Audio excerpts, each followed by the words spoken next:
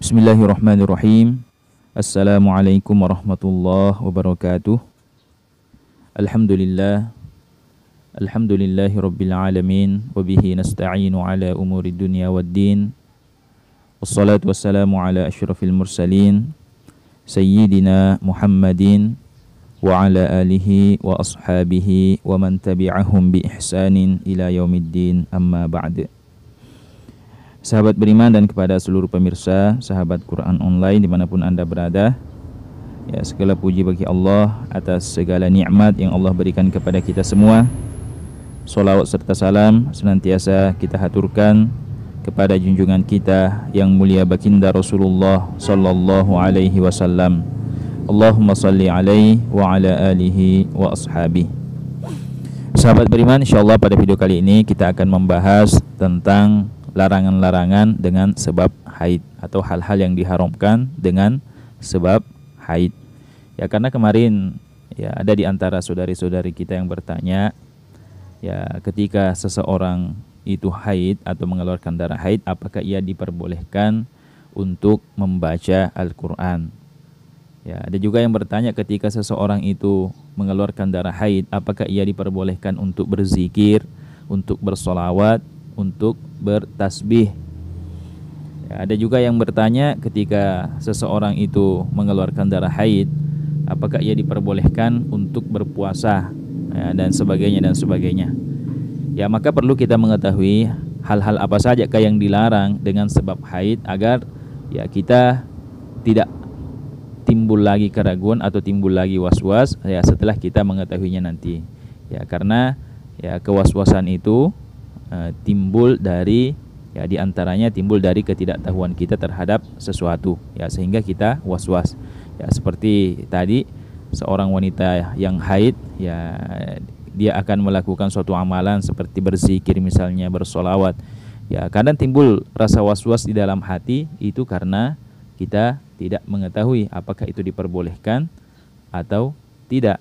Ya, begitu juga dengan membaca Al-Quran. Apakah membaca Al-Quran saat haid itu diperbolehkan atau tidak? Ya, dan sebagainya dan sebagainya. Nah, teman-teman silahkan diperhatikan. Wa yahrumu bil haid asyaratu asya. Ya, dan yang diharamkan atau yang haram dengan sebab haid itu ada 10 perkara. Ya, jadi ada 10 perkara yang disebabkan yang diharamkan dengan sebab haid. Ya, yang pertama as-salatu, yang pertama adalah salat. Ya, sebagaimana kita ketahui bersama bahwa seorang muslimah yang mengeluarkan darah haid, maka selama itu dia tidak boleh untuk mendirikan salat. Ya, selama masa itu dia tidak boleh mendirikan salat sampai kapan? Sampai ya darah haidnya terhenti. Ya, setelah darah haidnya nanti terhenti, ya maka dia segera mandi wajib. Ya, jika tidak ada uzur, lalu kemudian dia mendirikan barulah boleh mendirikan salat.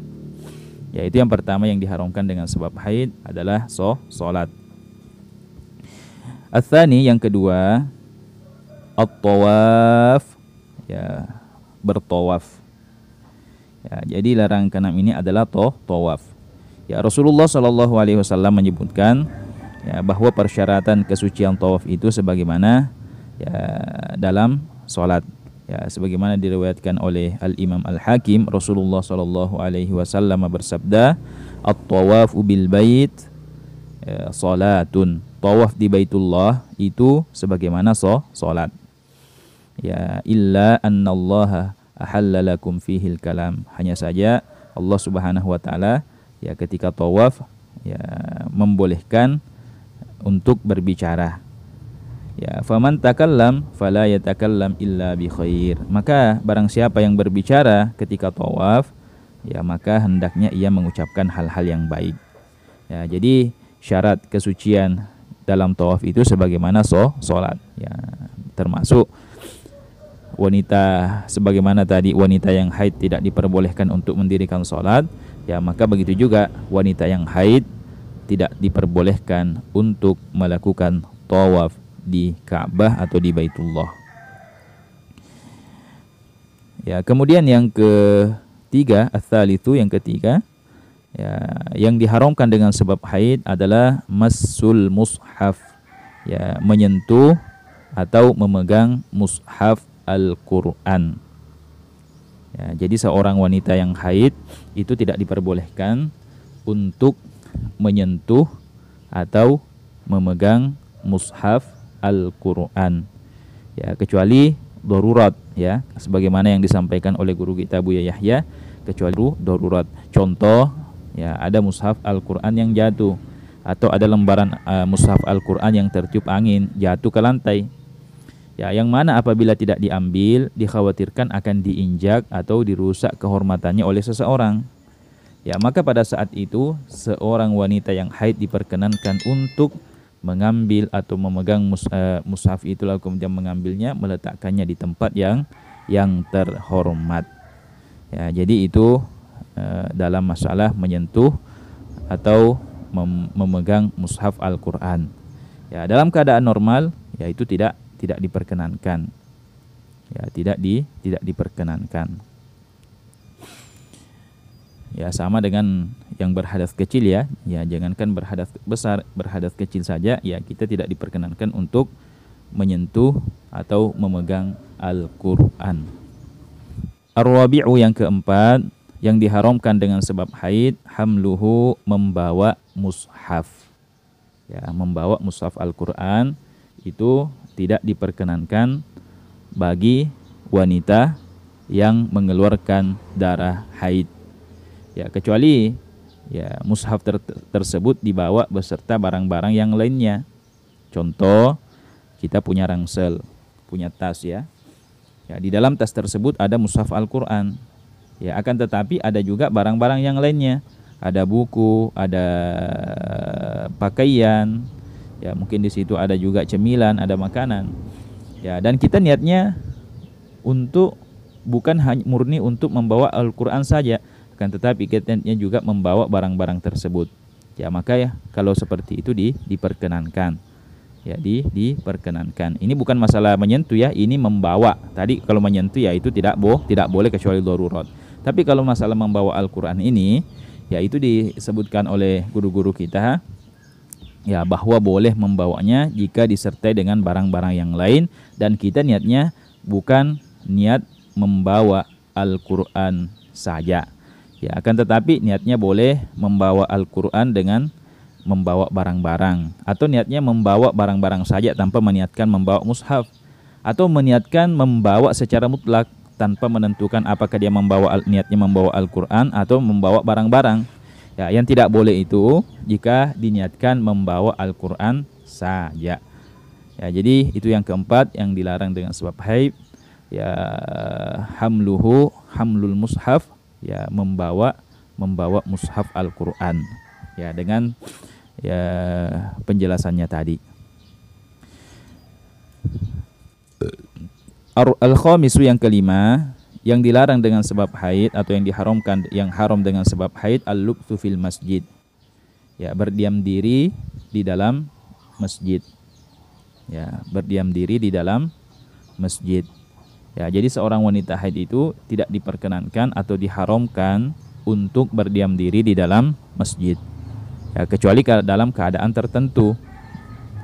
Contoh yang disebutkan oleh guru kita Buya Yahya, ya, seperti misalnya ada sepasang suami istri, ya, dalam sebuah perjalanan singgah untuk sholat di sebuah masjid, suaminya, ya, maksudnya, ya, suaminya singgah sholat di sebuah masjid.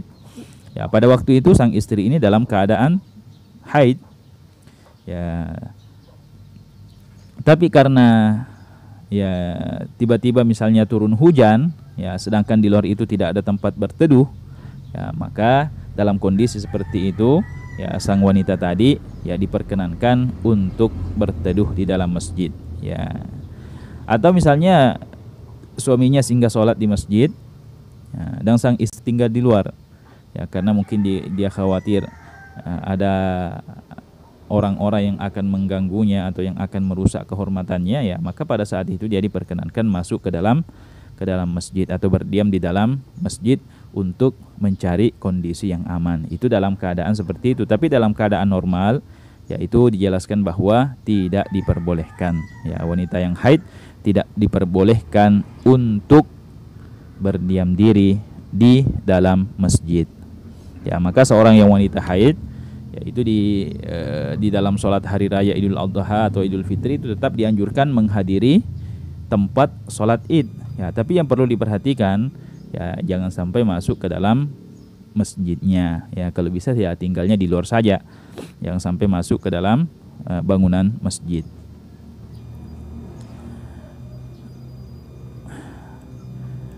As-sadisu yang keenam, ya, yang haram dengan sebab haid qiraatul Quran, membaca Al-Quran. Ya, kecuali yang diniatkan untuk zikir. Ya, seperti misalnya kebiasaan kita sebelum tidur baca qul huwallah 3 kali. Ya, jika niatnya untuk berzikir, ya itu diperkenankan. Ya, yang tidak diperkenankan itu adalah membaca Al-Quran ya dengan niat membaca Al-Quran itu sendiri. Ya, tapi kalau niatnya untuk berzikir, ya misalnya ayat-ayat yang biasa digunakan untuk berzikir atau doa-doa perlindungan sebelum tidur seperti tadi surah Al-Ikhlas, maka itu diperkenankan. Ya, untuk masalah membaca Al-Quran ini, yaitu ada keringanan di dalam mazhab lain seperti dalam mazhab Malikiyah, ya itu terdapat keringanan. Untuk lebih jelasnya nanti teman-teman bisa simak video ya yang kami cantumkan di layar akhir video ini atau yang kami tunjukkan di akhir video ini, ya. Ya, jadi membaca Al-Quran dengan niat membaca Al-Quran itu sendiri. Ya, kecuali tadi ya ayat Al-Quran yang biasa dijadikan zikir-zikir. Ya, kita niatkan untuk berzikir bukan niat membaca Al-Quran, maka itu diperkenankan.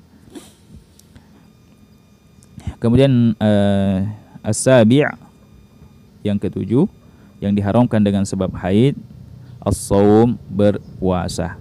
Ya, berpuasa. Jadi wanita haid itu ya diharamkan untuk melaksanakan ibadah puasa, baik itu puasa wajib atau puasa sunnah, haram.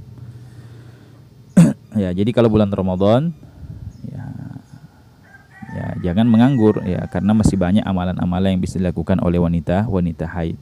Ya, seperti menyiapkan makanan untuk berbuka puasa atau di hari-hari yang istimewa lainnya seperti di hari Asyura, ya nisfu Sya'ban, yang mana pada hari itu orang-orang sedang melaksanakan ibadah puasa, sementara dia karena haid ya diharamkan untuk berpuasa.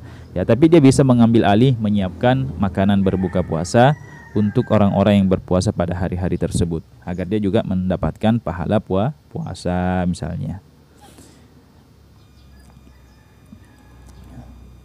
Ya, karena orang yang menyiapkan makanan, memberikan makanan untuk satu orang yang berpuasa, memberikan makanan untuk berbuka terhadap satu orang yang berpuasa, maka dia juga mendapatkan pahala seperti puasanya orang yang diberikannya makanan untuk berbuka tersebut tanpa mengurangi pahalanya orang tersebut. Ya, itu yang ketujuh yang diharamkan dengan sebab haid adalah berpuasa. Yang kedelapan, ya wa yahrumu bil haid, ya yang diharamkan yang haram dengan sebab haid at-talaq, ya mentalak. Ya, ini bagi laki-laki, ya bagi seorang suami itu diharamkan untuk mentalak istrinya dalam keadaan istri tersebut haid. Ya, tidak boleh seorang suami haram hukumnya mentalak istrinya dalam keadaan haid. Ya, meskipun disebutkan bahwa talaknya tetap sah, talaknya tetap jatuh, akan tetapi bagi seorang suami itu hukumnya berdosa ya jika dia mentalak istrinya dalam keadaan haid. At-tasi' yang kesembilan, ya yang haram dengan sebab haid al-mururu fil masjid in khafat talwithahu, ya lewat atau melintas di dalam masjid jika khawatir akan mengotori masjid tersebut dengan darah haidnya.